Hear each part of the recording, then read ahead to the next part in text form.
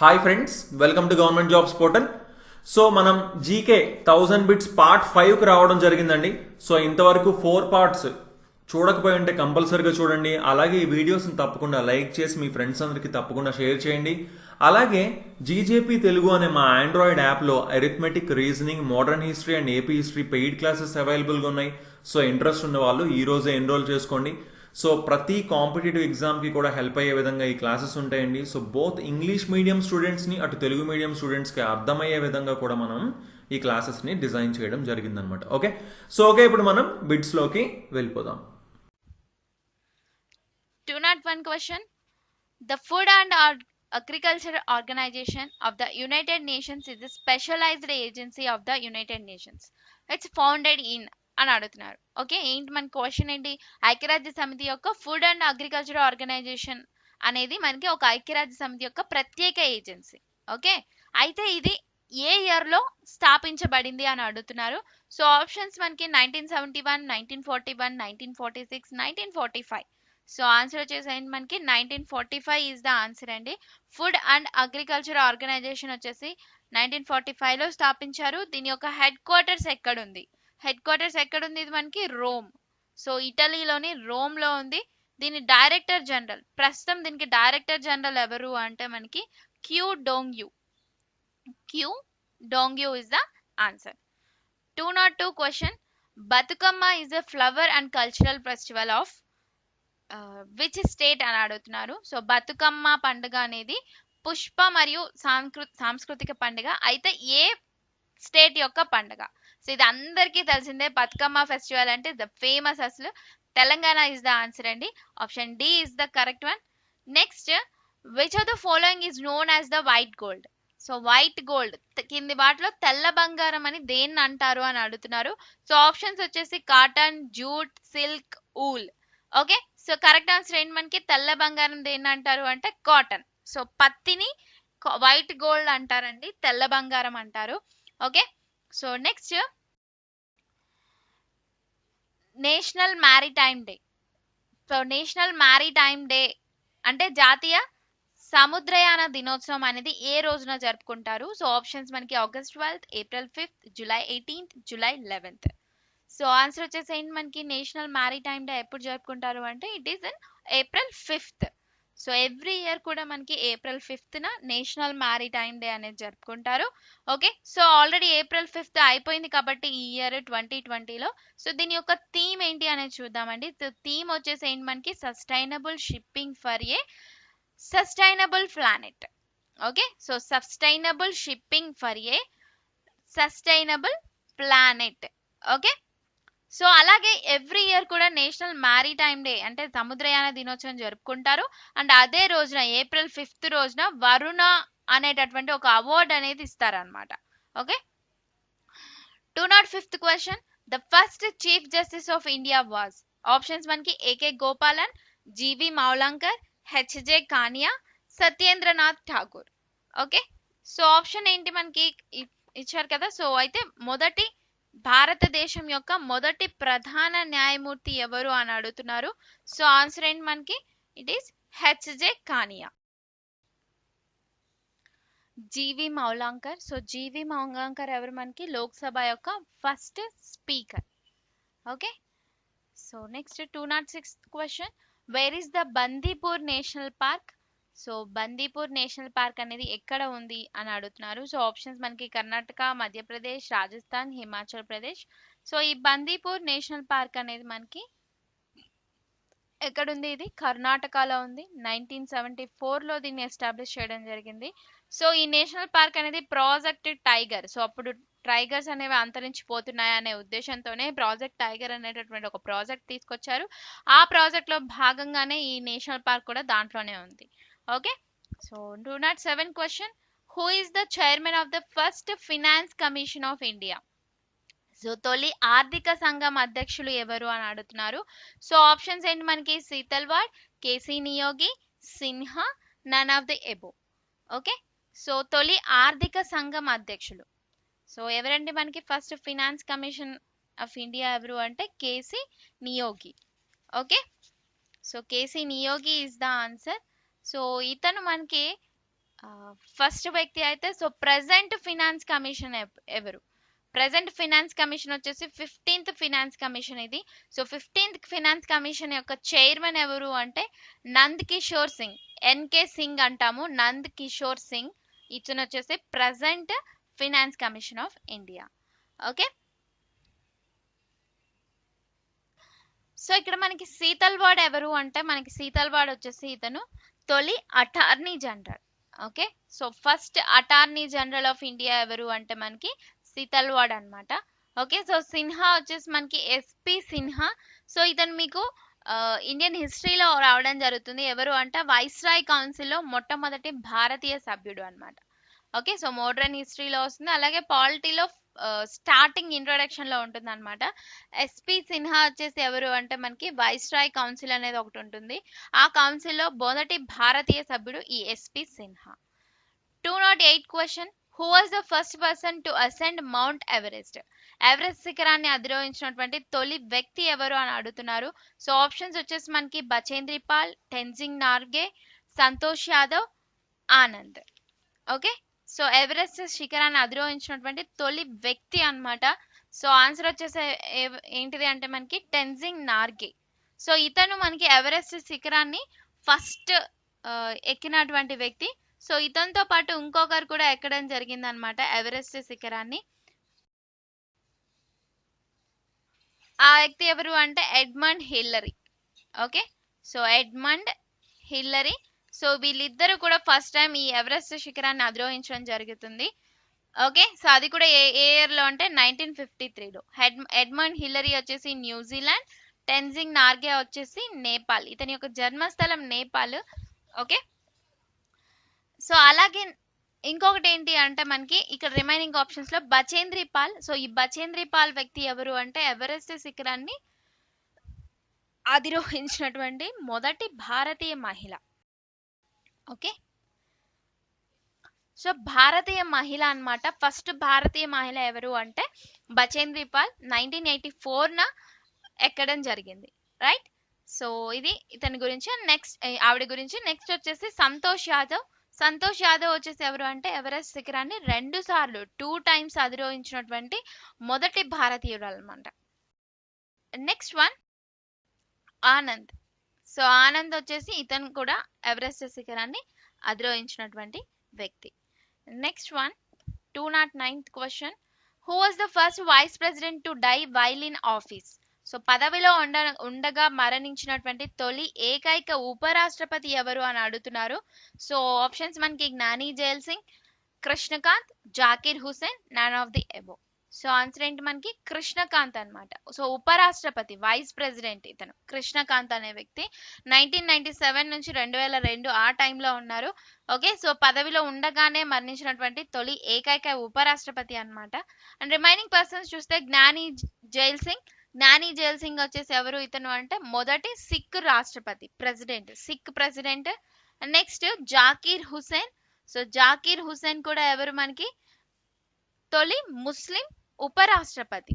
Okay, తొలి ముస్లిం vice president అన్నమాట Zakir Hussain. And next none of the above.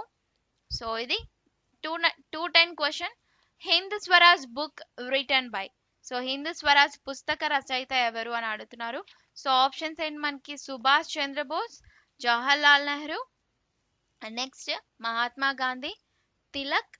So వీళ్ళు అనమాట. సో అయితే ఈ బుక్ ని రచించింది ఎవరు అంటే Mahatma Gandhi is the answer.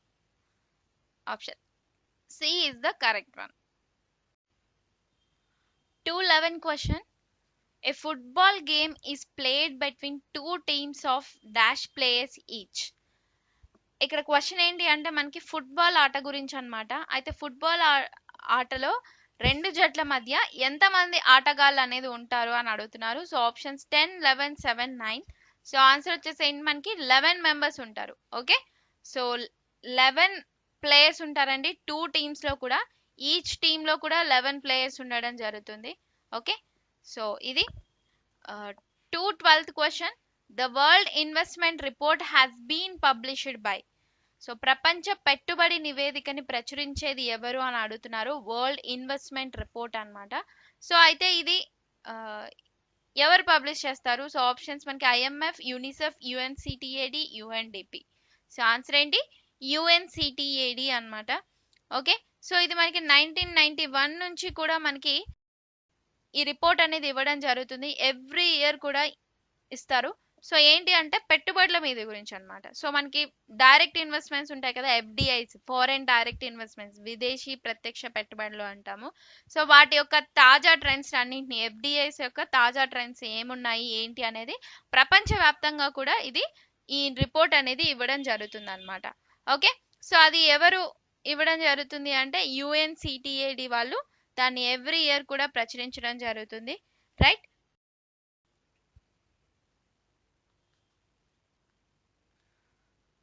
UNCTAD యొక్క ఫుల్ నేమ్ ఏంటి అంటే మనకి United nations conference on trade and development. Okay, so United nations conference on trade and development is the దాని యొక్క ఫుల్ ఫామ్ అండి. And next IMF, UNICEF, UNDP గురించి చూసుకుంటే మనకి ఐఎంఎఫ్ ఇంటర్నేషనల్ మానిటరీ ఫండ్ అంటాము. సో ఇది వచ్చేసి మనకి అంతర్జాతీయ ద్రవ్యనిధి సంస్థ. దీని యొక్క హెడ్ క్వార్టర్స్ వచ్చేసి ఎక్కడ? ఇది మనకి వాషింగ్టన్ లో ఉంది. 1947 లో దీన్ని ఏర్పాటు చేయడం జరిగింది. And next UNICEF.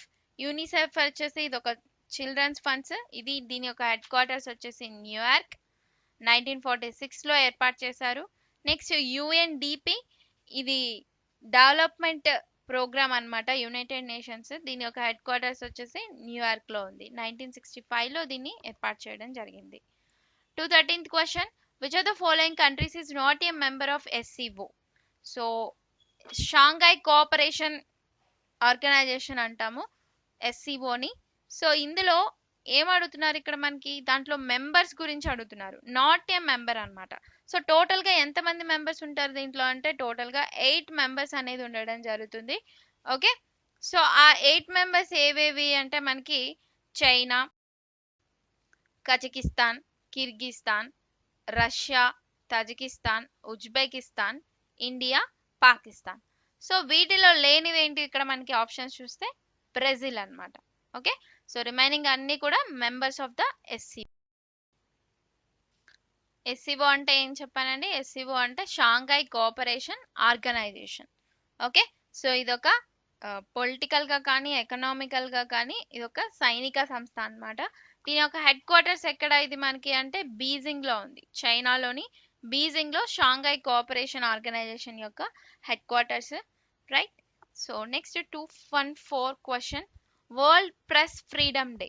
సో ప్రపంచ పత్రికా స్వేచ్ఛా దినోత్సవం అనేది ఏ రోజున జరుపుకుంటారు? సో ఆప్షన్స్ మనకి ఆగస్ట్ 12th, ఏప్రిల్ 5th, మే 3rd, జూలై 11th.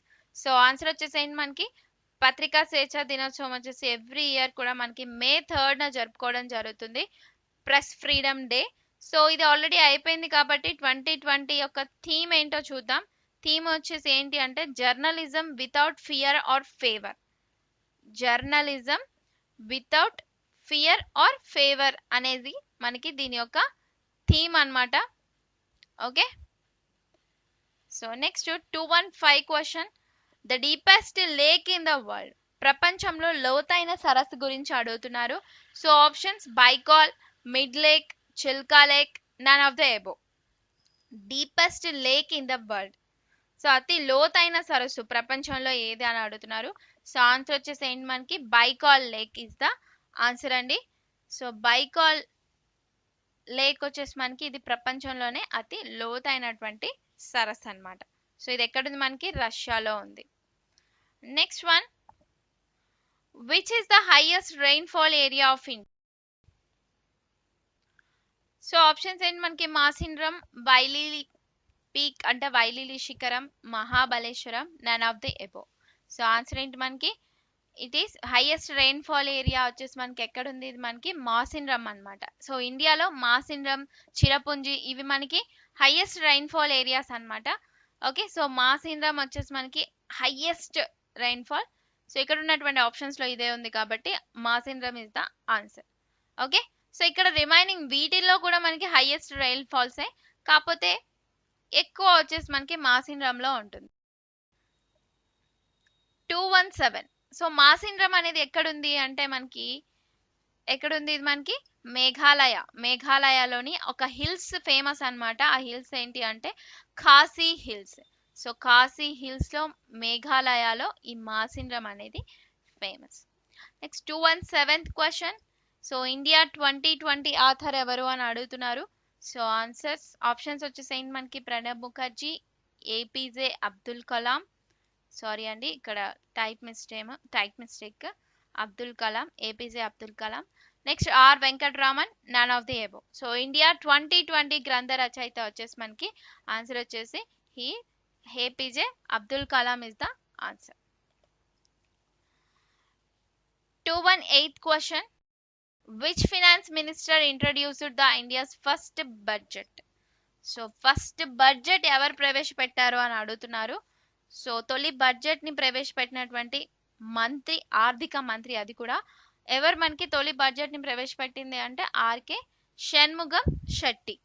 రైట్, 1947 లో ఆయన బడ్జెట్ ని ప్రవేశపెట్టారు. First budget RK Shanmugham Chetty is the answer. And remaining persons చూసుకుంటే చిదంబరం కూడా మనకి one of the finance minister of India అన్నమాట. ఓకే, నెక్స్ట్ హెచ్జే కానియా వచ్చేసి మనకి ఎవరు మొదటి సుప్రీంకోర్టు న్యాయమూర్తి. 219 question. Whose motto is Bhikari Hatao. So Bhikari Hatao అనేది ఎవరి నినాదం అని అడుగుతున్నారు. So options Indira Gandhi, Rajiv Gandhi, Motilal Nehru, all of the above. So Bhikari Hatao, Garibi Hatao ఇటువంటి నినాదాలు అనేది ఇవ్వడం జరిగింది మన ఇండియాలో. సో గరీబీ హటావో చూసుకుంటే మనకి ఇందిరాగాంధీ, అండ్ బికారి హటావో చూసుకుంటే Rajiv Gandhi is the answer అండి. రైట్, సో రాజీవ్ గాంధీ గారు బికారి హటావో అనేటటువంటి ఒక నినాదాన్ని ఇవ్వడం జరిగింది. ఇందిరాగాంధీ గారు చూసుకుంటే మనకి గరీబీ హటావో అనేటటువంటి నినాదాన్ని ఇవ్వడం జరిగింది. So next 220 question. Founders of the Arya Samaj. So Arya Samaj యొక్క ఫౌండర్స్ ఎవరు అంటే ఆర్య సమాజాన్ని స్థాపించినటువంటి వ్యక్తి ఎవరు అని అడుగుతున్నారు. సో ఆప్షన్స్ ఏంటి మనకి స్వామి వివేకానంద, దయానంద సరస్వతి, కందుకూరి వీరేశలింగం గారు, and next Lala Lajpati Rai. So Arya Samaja స్థాపకులు ఎవరు అంటే దయానంద సరస్వతి, స్వామి దయానంద సరస్వతి. అతని యొక్క నినాదం కూడా ఒకటి ఉంది. సో ఆ నినాదం కనుక తెలిస్తే మీరు ఆన్సర్ చేయండి, కామెంట్ సెక్షన్ లో ఆన్సర్ చేయండి. ఓకే, సో దాని ఆన్సర్ నేను కామెంట్ సెక్షన్ లో కామెంట్ చేయడం జరుగుతుంది. సో ప్లీజ్ ఆన్సర్ ఇట్ అండి. దయానంద సరస్వతి గారి యొక్క నినాదం ఏంటిది? 221 question. Which north eastern state shares A border with Myanmar. So Myanmar తో సరిహద్దుని పంచుకునేటటువంటి ఈశాన్య రాష్ట్రం ఏది అని అడుగుతున్నారు. సో ఆప్షన్స్ వచ్చేసి మనకి Sikkim, China, Meghalaya, Mizoram. Okay, so మనకి మయన్మార్ బార్డర్ తో సరిహద్దును పంచుకునేటటువంటి రాష్ట్రం ఇది మన ఇండియాలో. సో మనకి ఇక్కడ ఆన్సర్ వచ్చేసి ఏంటి, option D is the correct one అండి, మిజోరాం. సో మనకి మయన్మార్ తో మన ఇండియాతో అంటే బార్డర్ తో షేర్ చేసుకునేది ఏంటిది అంటే మనకి అరుణాచల్ ప్రదేశ్ ఒకటి, and next one Nagaland, and third one వచ్చేసి మనకి మిజోరాం, అండ్ ఫోర్త్ వన్ వచ్చేసి మణిపూర్. సో ఈ 4 కూడా మనకి ఈ మయన్మార్ తోటి బార్డర్ అనేది షేర్ చేసుకోవడం జరుగుతుంది.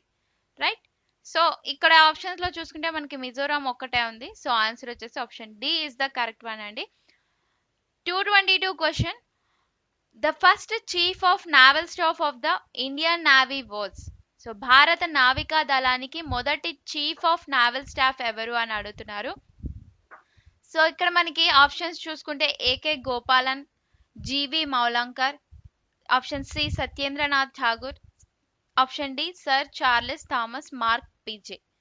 ఓకే, సో మనకి ఆన్సర్ వచ్చేసి ఏంటి, సో భారత నావికా దళానికి మొట్టమొదటి చీఫ్ ఆఫ్ నావల్ స్టాఫ్ అడుగుతున్నారు. సో ఆన్సర్ వచ్చేసి ఆప్షన్ డి అండి, sir Charles Thomas Mark Pizey. Okay, so అయితే ఇది మనకి ఫస్ట్ చీఫ్ వచ్చేసి ఇతను.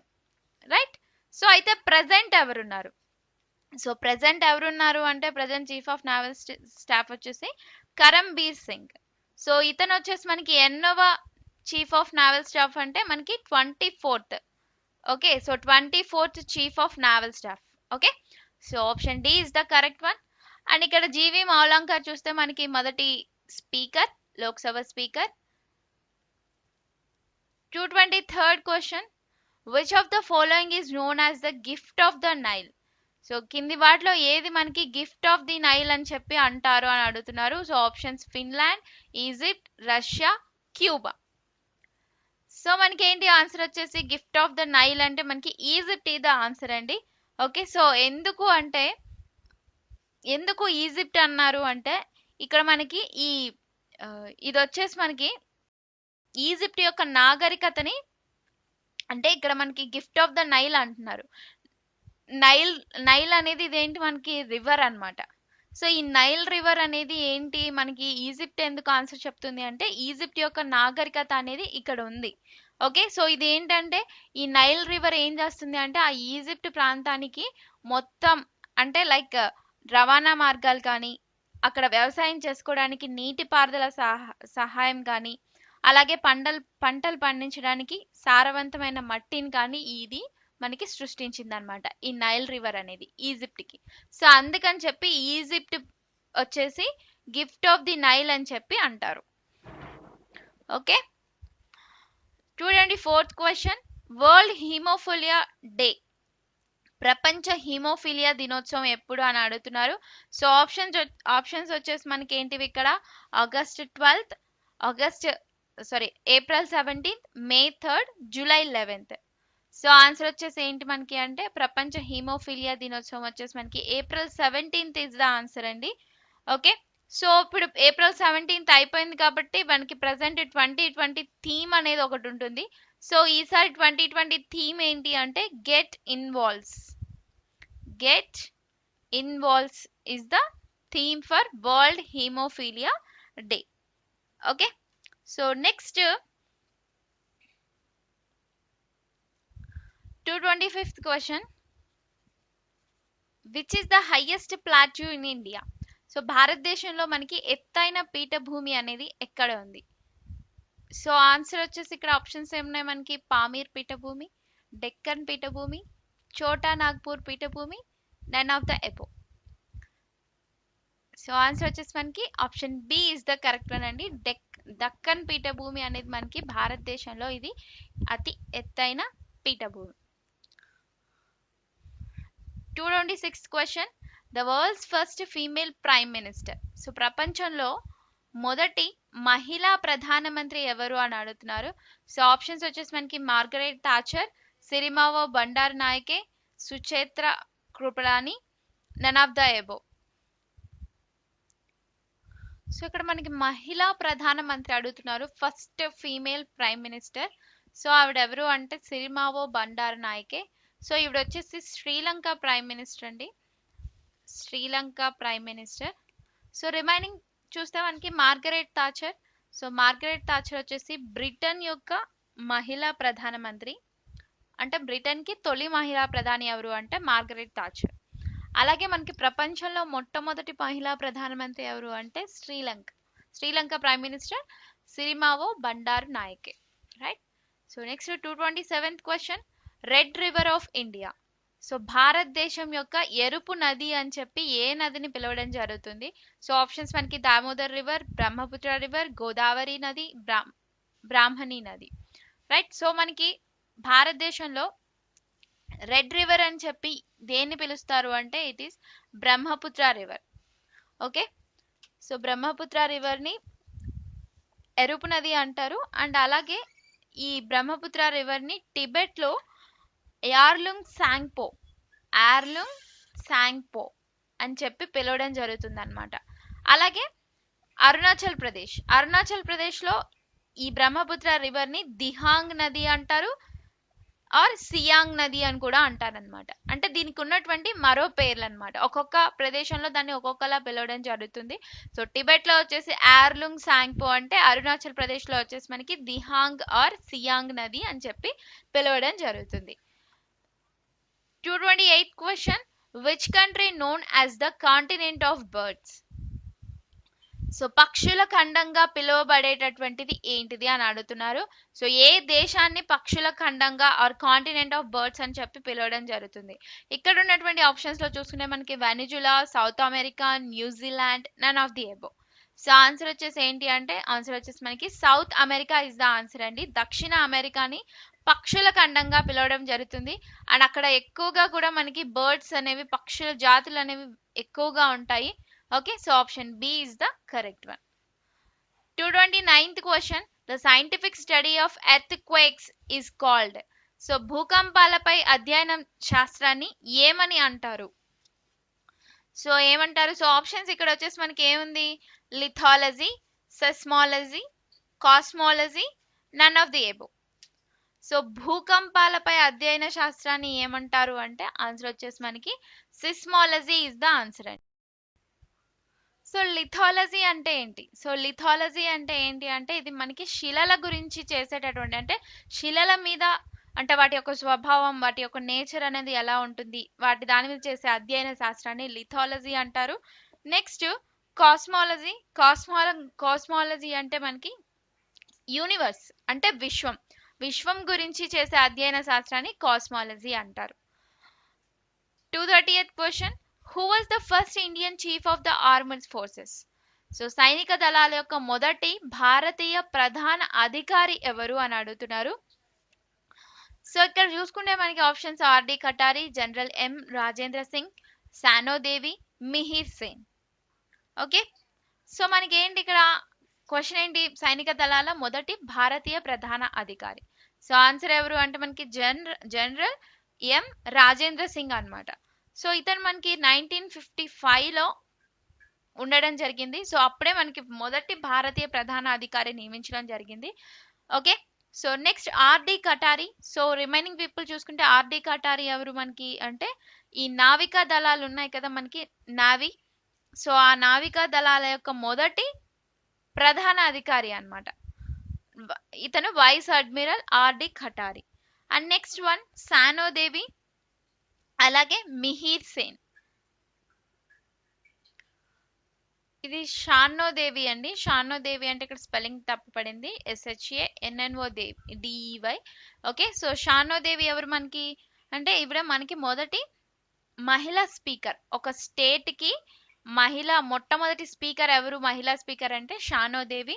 And next one Mihir Sen. Mihir Sen ఎవరు అంటే మనకి ఇంగ్లీష్ ఛానల్ ఉంది కదా, ఇంగ్లీష్ ఛానల్ ని దాటినటువంటి ఈదినటువంటి మొదటి భారతీయుడు అన్నమాట. ఇంగ్లీష్ ఛానల్ ని ఈదినటువంటి భారతీయుడు ఎవరు? మొట్టమొదటి వ్యక్తి అంటే మిహిర్ సేన్. ఓకే, సో ఒక 230th ఆన్సర్ ఏంటి అంటే మనకి general M Rajendra Singh is the answer. 231 question, Elephanta caves located in. So Elephanta గుహలు ఎక్కడ ఉన్నాయి? సో ఆప్షన్స్ ఏంటి మనకి అస్సాం, మధ్యప్రదేశ్, గోవా, మహారాష్ట్ర. సో ఎలిఫెంటా గుహలు అనేది మనకి ఎక్కడ ఉన్నాయి అంటే ఇవి మనకి ముంబై, రైట్. సో ముంబై అనేది ఎక్కడ ఉందండి మనకి? It is in Maharashtra. So answer వచ్చేసి ఆప్షన్ డి అండి. సో ఇక్కడ టైప్ మిస్టేక్, మధ్యప్రదేశ్ కాదు, option D is the correct one. So note down చేసుకోండి, రైట్. సో ఎలిఫెంటా గుహలు మనకి ముంబైలో ఉన్నాయి, it is in Maharashtra.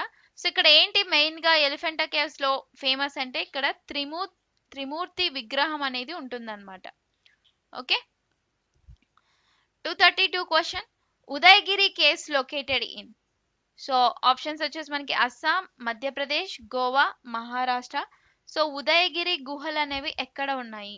So అవి మనకి ఎక్కడ ఉన్నాయంటే ఆప్షన్ బి మధ్యప్రదేశ్ లో ఉన్నాయి. 233rd question, Lokmanya is the Nick name of.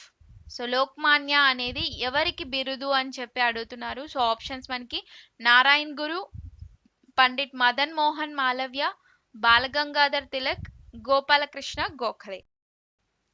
So ఇక్కడ మనకి లోకమాన్య అనేటటువంటి బిరుదు ఎవరికి ఉంది? సో మీ అందరికీ తెలిసిందే. సో ఈ ఆన్సర్ వచ్చేసి మనకి Balagangadhar Tilak is the answer అండి. సో బాలగంగాధర్ తిలక్ గారికి లోకమాన్య అనే బిరుదు ఉండడం జరిగింది, right. 234th question, international nurses day. So అంతర్జాతీయ నర్సుల దినోత్సవం. సో ఏ రోజున జరుపుకుంటాం అది అంతర్జాతీయ నర్సుల దినోత్సవం అంటే? So it is in August 12th. So August 12th మనం ఇంటర్నేషనల్ నర్సెస్ డే అనేది జరుపుకోవడం జరుగుతుంది. ఓకే, సో దీని యొక్క థీమ్ కనుక చూస్తే మనకి, సారీ అండి, ఆగస్ట్ 12th కాదు, మే 12th ఇది. ఓకే, సో టైప్ మిస్టేక్ ఇది. సో ఆగస్ట్ కాదు, మే 12th, రైట్. సో మే 12th మనం అంతర్జాతీయ నర్సుల దినోత్సవం అనేది జరుపుకుంటాము. సో 2020లో దీని యొక్క థీమ్ ఏంటి అని చూసుకుంటే మనకి nursing the world to health.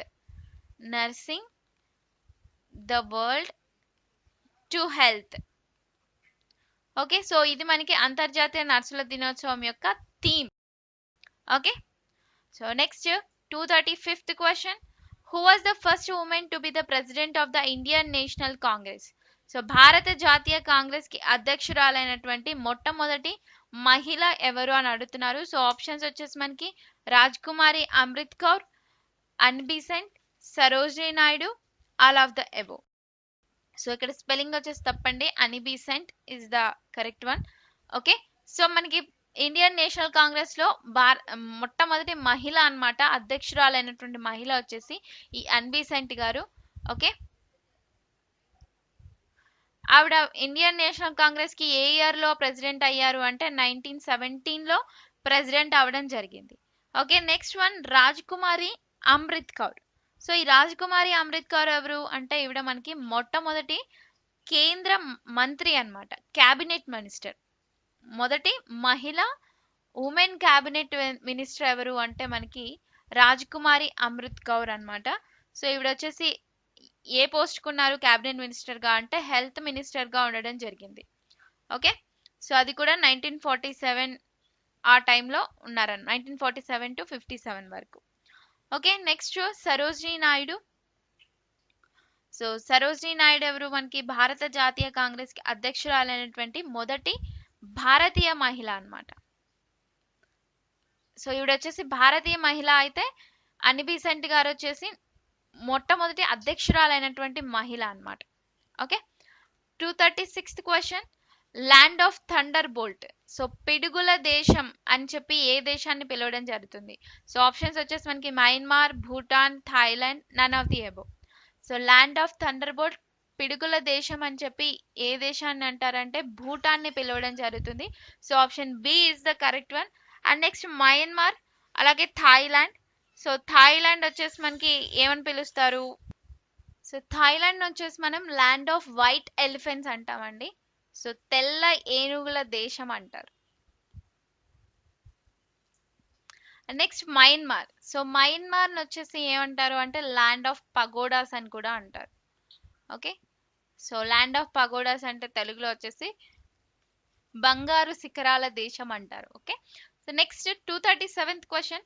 The first research centre in the Arctic. So Arctic లో తొలి పరిశోధనా కేంద్రం అడుగుతున్నారు. సో ఆప్షన్స్ వచ్చేసి మనకి A Dakshin, Himadri, Gangotri, none of the above. Okay, so ఇక్కడ మనకి రీసెర్చ్ సెంటర్స్ అనేవి దక్షిణ్, హిమాద్రి, గంగోత్రి మూడు కూడా రీసెర్చ్ సెంటర్సే. కాకపోతే ఇక్కడ మనకి ఫస్ట్ రీసెర్చ్ సెంటర్ ఏది అని అడుగుతున్నారు, అది కూడా ఆర్కిటిక్ ఆ ప్రదేశంలో. సో ఆన్సర్ వచ్చేసి మనకి Himadri is the correct one, right. So next one 238th question. Which place is known as garden of south India? So garden of south India అని ఏ ప్రాంతాన్ని అంటారు? సో ఆప్షన్స్ వచ్చేసి మనకి Chennai, Thanjavur, Tamil Nadu, Madurai. Okay, so garden of south India అని చెప్పి మనకి ఏ ఊరిని అంటారు అంటే తంజావూర్ అనే ప్రాంతాన్ని అనడం జరుగుతుంది. సో తంజావూర్లో మనకి ఎక్కువగా టెంపుల్స్ అనేవి ఎక్కువగా ఉంటాయి. ఓకే, సో అందుకని చెప్పి మనకి గార్డెన్ ఆఫ్ సౌత్ ఇండియా అని చెప్పి పిలవడం జరిగింది. 240 question. Where was the countries first open prison for women? So మహిళల కొరకు దేశంలో మొట్టమొదటి ఓపెన్ జైల్, ఓపెన్ ప్రిజన్ అనేదాన్ని ఎక్కడ ప్రారంభించారు అని అడుగుతున్నారు. సో ఆప్షన్స్ వచ్చేసి మనకి Mumbai, Pune, Ahmedabad, none of the above. So మనకి ఓపెన్ జైల్ అనేది పూణేలో స్టార్ట్ చేయడం జరిగింది. ఓకే, సో ఆన్సర్ వచ్చేసి option B is the correct one. 241 question. Dudhwa Dam is built across which river in Chhattisgarh? Dudhwa ఆనకట్ట ఛత్తీస్గఢ్లో ఏ నది మీద నిర్మించబడింది? Narmada river, Mahanadi river, Kaveri river, Yamuna river. So answer వచ్చేసి మనకి మహానది రివర్. సో దుధ్వా ఆనకట్ట అనేది మనకి ఛత్తీస్గఢ్లోని మహానది రివర్ మీద దీన్ని నిర్మించారండి. సో ఇక్కడ రివర్స్ ఉన్నాయి కాబట్టి మనం రివర్స్ గురించి చూద్దాం. First one Mahanadi river.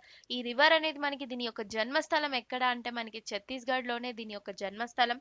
Main గా ఛత్తీస్గఢ్ లో బస్తర్ కొండలు అనేవి ఫేమస్ అన్నమాట. ఆ కొండలలో ఇది దీని యొక్క జన్మస్థలం, రైట్.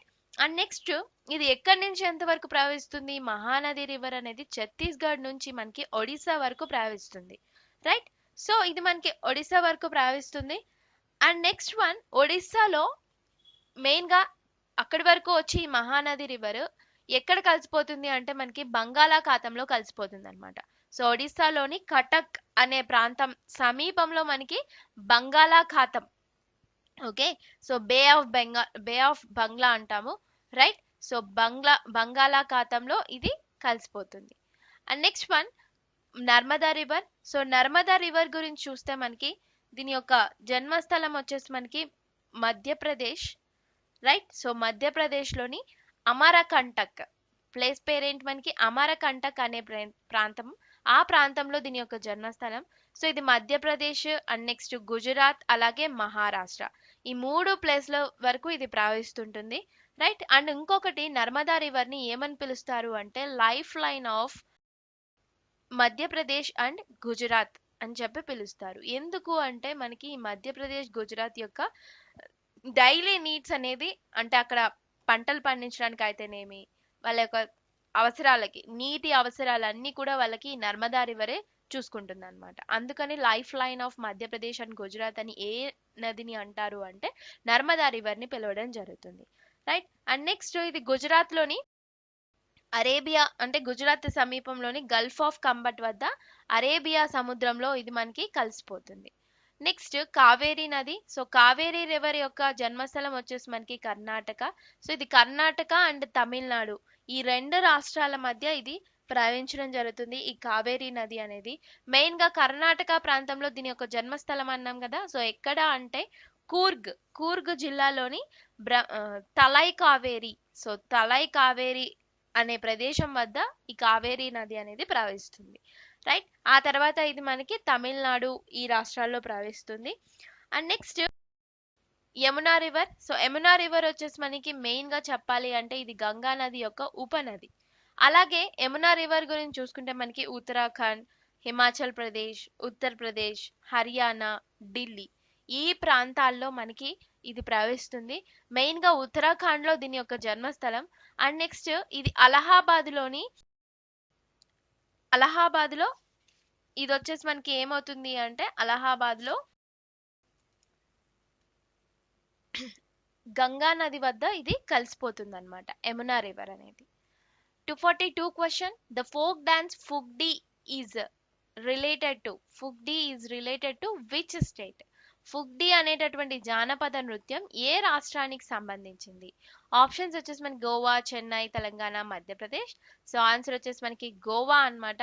సో మెయిన్ గా గోవాలో ఫుగ్డీ అనే జానపద నృత్యం ఎప్పుడెప్పుడు వేస్తారు అంటే అక్కడ మనకి వినాయక చవితి, మనకి ఇక్కడ వినాయక చవితి ఉంది కదా అంటే గణేష్ చతుర్థి ఆ రోజున మెయిన్ గా అలాంటి టైంలో ఈ ఫుగ్డీ డాన్స్ అనేది జానపద నృత్యం అనేది వేయడం జరుగుతుంది.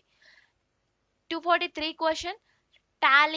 టాలిన్ అనేది ఏ దేశం యొక్క అతిపెద్ద మరియు రాజధాని నగరం అడుగుతున్నారు. So Tallinn is the largest and capital city of which country?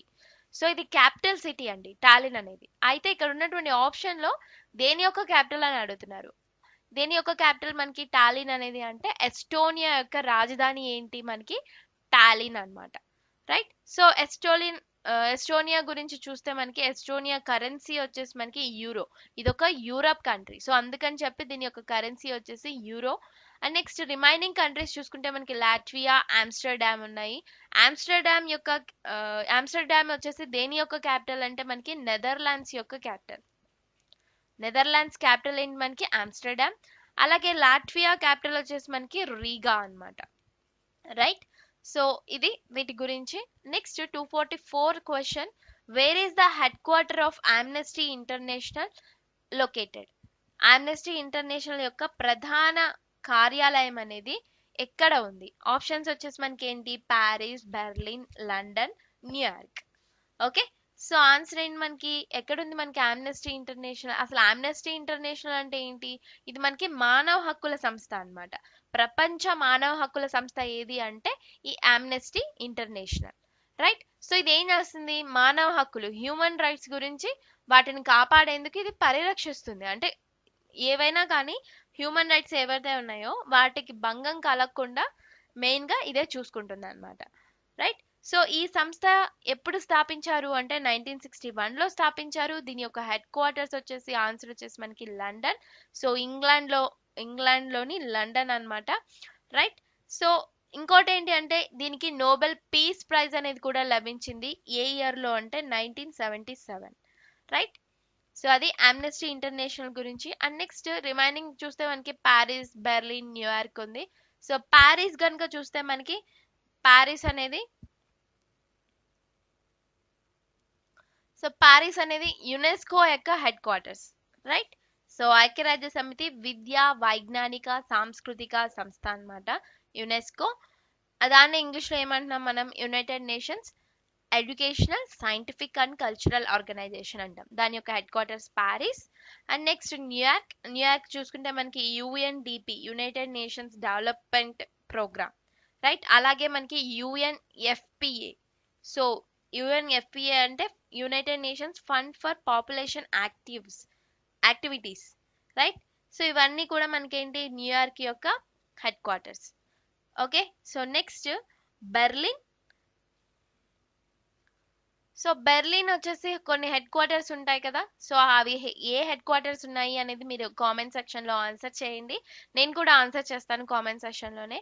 Right, so answer it. So Berlin అనేది ఏ సంస్థ యొక్క హెడ్ క్వార్టర్స్ అంటే ఎన్ని సంస్థలు ఉన్నాయో అన్ని సంస్థలు కామెంట్ చేయండి మీకు తెలిసినంత వరకు. Next 245 question. Where is the head quarter of the international weight lifting federation located? అంతర్జాతీయ వెయిట్ లిఫ్టింగ్ ఫెడరేషన్ యొక్క ప్రధాన కార్యాలయం ఎక్కడ ఉంది అని అడుగుతున్నారు. సో ఇది ఎక్కడుంది మనకి అంటే, సో అసలు దీన్ని ఎప్పుడు స్థాపించారు? మెయిన్ గా చూసుకుంటే మనకి దీన్ని 1905 లో స్థాపించడం జరిగింది. అండ్ ఎక్కడ స్థాపించారు అంటే బుడాపెస్ట్ లో స్థాపించడం జరిగింది.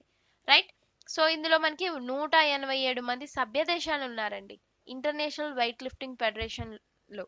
ఓకే, సో ఇది వెయిట్ లిఫ్టింగ్ సంబంధించింది ఈ ఫెడరేషన్ అనేది. నెక్స్ట్ వన్ చూసుకుంటే ఇక్కడ వియన్నా ఉంది. రైట్, సో వియన్నా వచ్చేసి దేని యొక్క హెడ్ క్వార్టర్స్ అంటే చాలా ఉన్నాయి వియన్నా. సో ఒపాక్ మీరు వినే ఉంటారు. ఇది పెట్రోలియం ఎక్స్పోర్టింగ్ కంట్రీస్ అన్నమాట. అంటే organisation of petroleum exporting countries.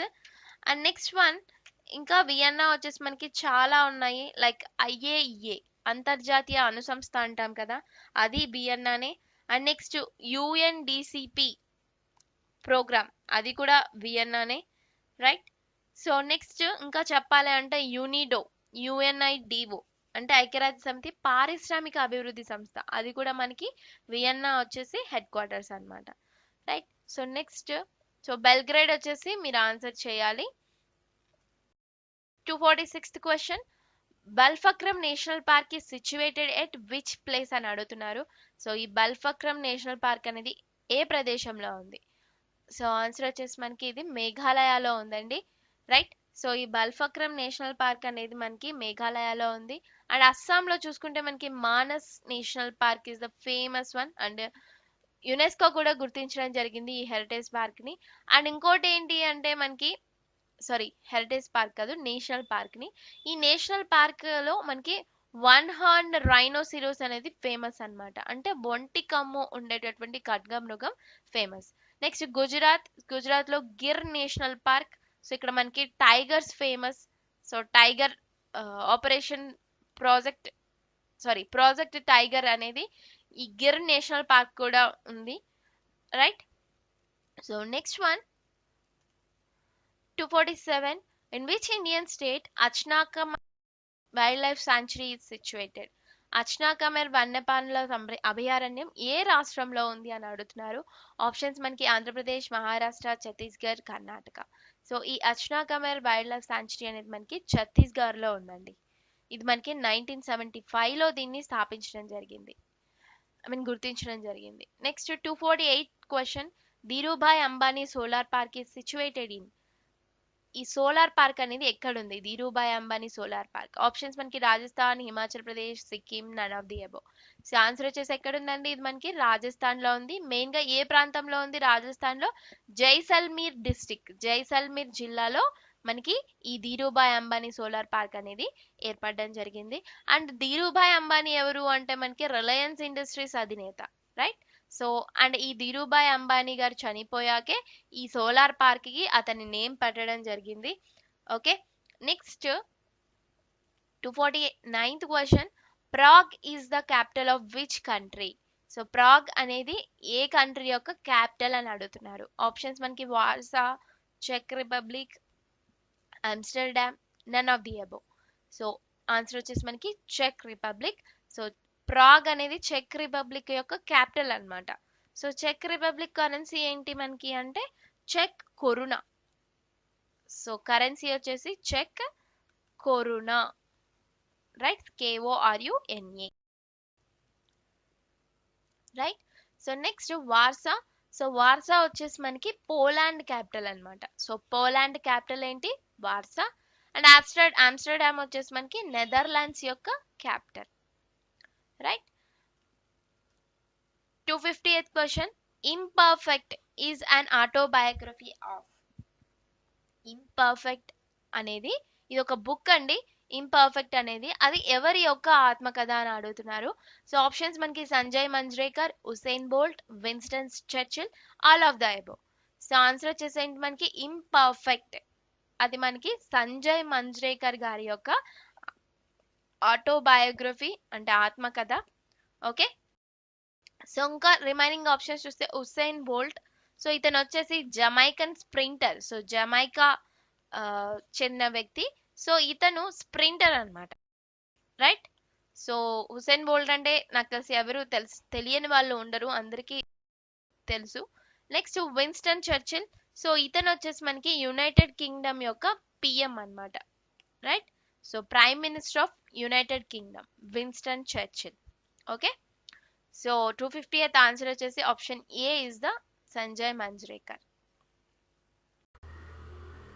So okay guys, thanks for watching. ఈ వీడియోలో మనం ఒక 50 బిట్స్ చూడడం జరిగింది. సో నెక్స్ట్ వీడియోలో మరొక 50 బిట్స్ చూద్దాం. సో తప్పకుండా ఈ వీడియోని లైక్ చేసి మీ ఫ్రెండ్స్ అందరికీ కంపల్సరిగా షేర్ చేయండి. So thanks for watching and have a nice day. Bye.